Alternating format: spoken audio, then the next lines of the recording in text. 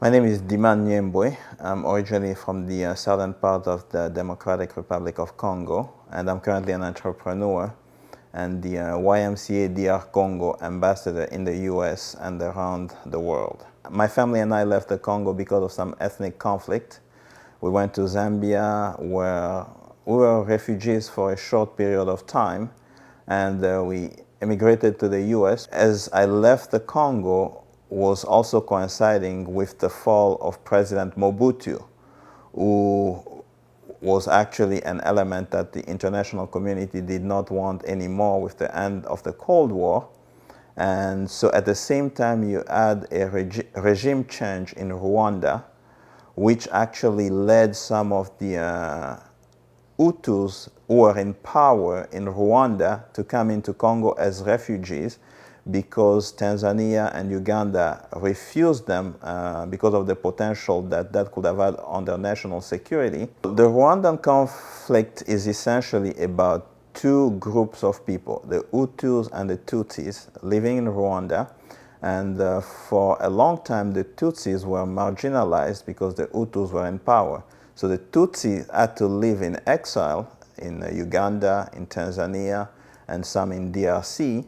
And I believe over time, they had time to regroup and basically decide to go back into Rwanda and gain power, which is what actually ended up creating problem for DRC, because now the Tutsis in power in Rwanda realized that the Hutus that were in Congo, some of them were refugees and some of them were actually former military officials who basically decided to create a political party and start fighting the government of Rwanda from the Congo. The Tutsi in power, led by Paul Kagame, did a good job lobbying the international community to basically sell the idea of a one-sided genocide story, which basically shows that they almost exterminated the Tutsis, but they failed to mention that in the process there were also Hutus that were killed. Now, to put things into perspective, once you take this conflict into DRC, basically from the late 90s that it started up to this day, nobody talks about the Congolese genocide, which this conflict over the span of 25 years or more have also killed a lot of Congolese. It is actually believed that the Congolese lives that have been lost throughout that process far exceed both the Tutsis and the Hutus that were killed during that same period of time.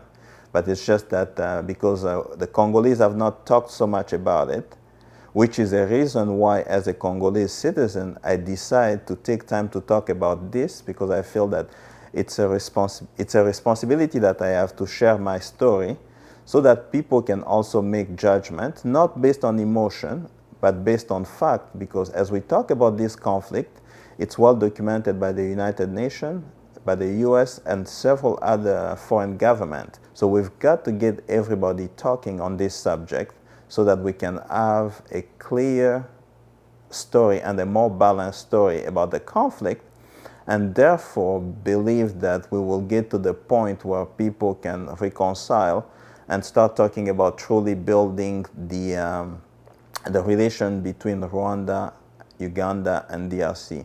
But at the same time, I strongly believe that the Democratic Republic of Congo and its government should basically consider severing diplomatic relations with Rwanda and Uganda and analyze the situation and basically give Rwanda and Uganda some what I consider some key points that they have to work on if they want the relation between the countries to come back to a normal term. Having done that, the second thing will be a reconciliation process within the country, meaning the Congolese people among themselves.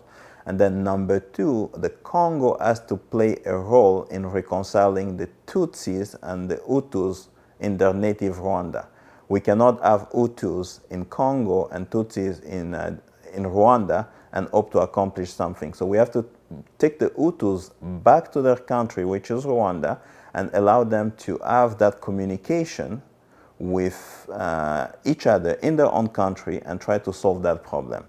Because we also have some Tutsis in Uganda, which has also complicated the issue, we will then also have to go in Uganda and ask those Tutsis if they are serious about protecting the national interest of Uganda and not working together with Rwanda to destabilize the Congo. And we will have to put a mechanism in place to keep those people in check and to invest a lot into empowering people, Tutsi and Hutus, to live together in harmony in the region. Then I believe we have a bright future for DRC first, but for the region as well, because the more the Great Lake region of Africa is stable, the more the world will have to benefit. What I've learned from both living in DRC for about a good part of my life and living in the US is that we need to use diversity to promote understanding of people. And we need to look at those culture differences as a strong element of diversity. And how do we learn from each other to make this world a better place? And I believe there are people in the US and in the Congo that share this same value, but they just have different cultures. But they can always come to understanding of each other, because somehow when you look at people in their upbringing in the US or in the Congo, people talk about respect, love, kindness, and consideration. My purpose has always been to empower people to use the knowledge that we have in the present time and to look at history as an opportunity to learn from the mistake of the past. If people can just think just a little bit and become independent and be themselves, I believe we will accomplish a lot in this world. So when we look at the conflict currently opposing the Democratic Republic of Congo and Rwanda, I want people in the Congo to learn about their history, the history of Rwanda and the history of the world. I want people in Rwanda to learn about their history, the history of the Congo, and the history of the world in an objective manner. I think it's fair for me to be a Congolese American, loving the Congo, loving America, having to protect the national interest of the Congo and the national interest of America, and do it in a way that I'm not hurting my fellow brother from Rwanda or Uganda. And I want them to do the same thing, but in a respectful manner. The other thing in this world, when we don't speak, we don't have a voice.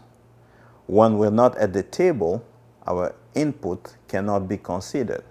That's why I decided to start speaking about the little experience and the little that I know about the Congo and the world and this conflict, in order to allow a different page about the history of the region to start being told.